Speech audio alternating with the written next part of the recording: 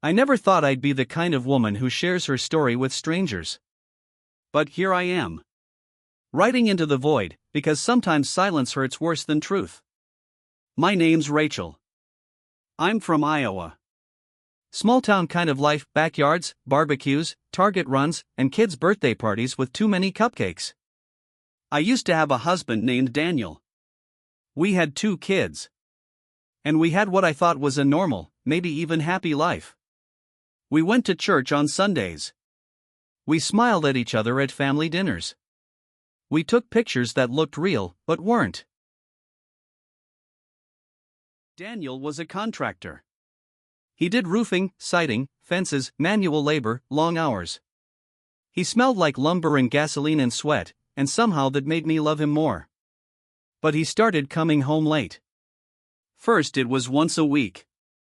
Then 3. Then I'd go to bed and wake up alone. He said he had rush jobs. That clients were demanding. That he was doing this for the kids. But we stopped talking. He kept his phone face down. Started locking it. I stopped asking questions, because I already hated the answers I imagined. And anyway, someone had to pack lunches and keep Lily's asthma inhaler full and make sure Ben didn't get into fights at preschool. Someone had to hold the house together. So I did. It was a Thursday. He was in the shower. I don't even know what made me do it. Maybe it was the way he smiled at his phone more than he smiled at me. Maybe it was just time. His password was the same as always. Our wedding date. I opened his texts. There was a woman. Her name was Jessica. They'd been seeing each other for over a year. Photos. Hotel bookings. Audio messages with phrases like, "I wish I could fall asleep next to you again." My fingers went numb. My legs, too. I didn't cry. Not right away. I just sat there. With his phone in my hands. Listening to a life I was never part of. When he came out of the bathroom, I was sitting on the bed. "How long?" I asked. He knew what I meant. He didn't deny. He didn't fake. He didn't cry. "About a year," he said. "Are you leaving?" "She's pregnant." I remember nodding. I remember my lips whispering okay. I remember not feeling anything. Then everything. All at once. The divorce took 4 months. It was civil on the outside. Violent in the silence. We split everything: house, accounts, custody. Ben stayed with him. Lily with me. I begged for them to stay together. The judge said joint custody would be too disruptive. So we separated them, brother and sister, like suitcases in a divorce.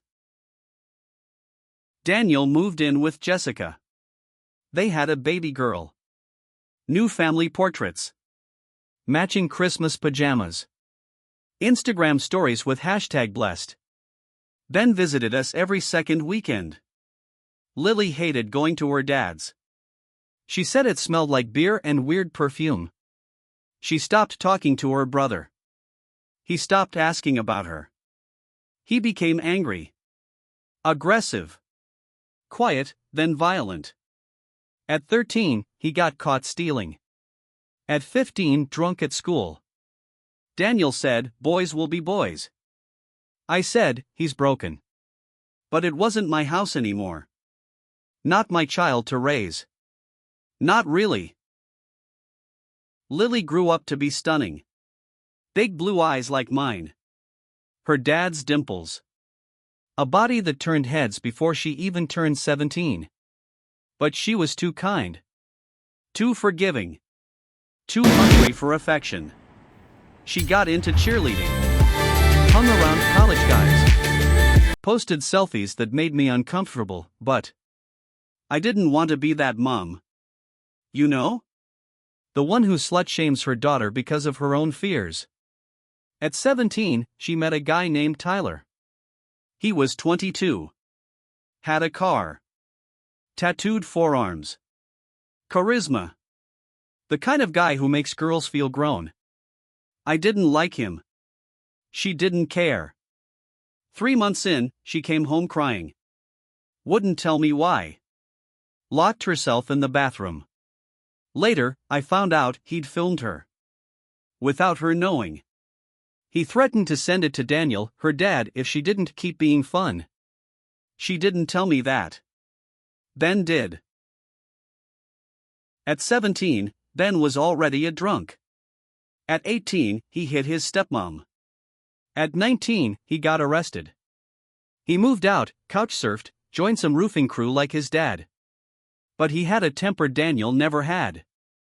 And a hunger for chaos no one could control. He once told Lily she was just like Mom, weak. They didn't speak again for a year. He hated me. I wasn't there when he needed me.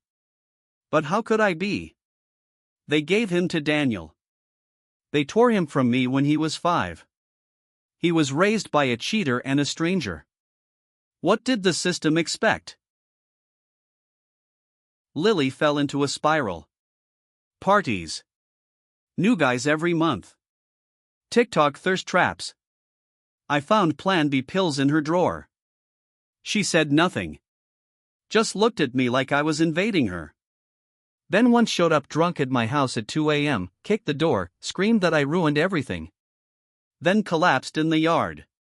My children were shadows of the life we destroyed. Not because we divorced. But because we split them. Because Daniel left scars. And I was too scared to stop bleeding. It was Lily's 21st birthday. She didn't want a party. Just dinner.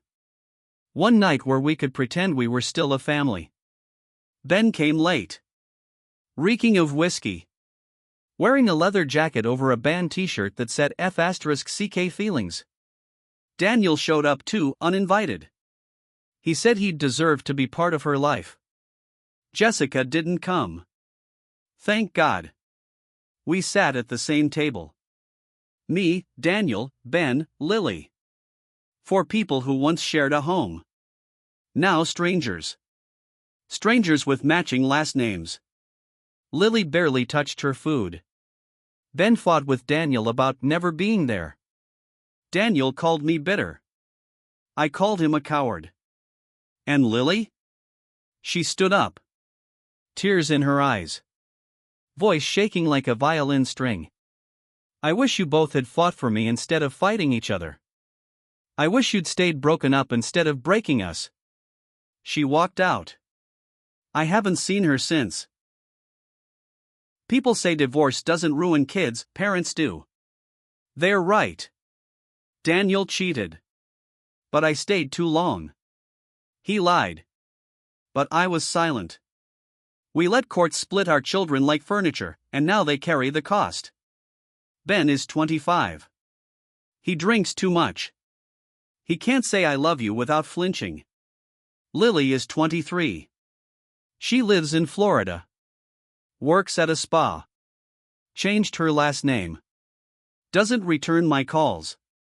This is not a story with a happy ending. But maybe it doesn't have to be. Maybe it's enough that I'm telling it. That someone out there reads it before it's too late. So if you're married and thinking of cheating, don't. And if you already did, own it. Fix what you can. Even if it's just showing up. Because kids don't remember who bought them gifts. They remember who stayed.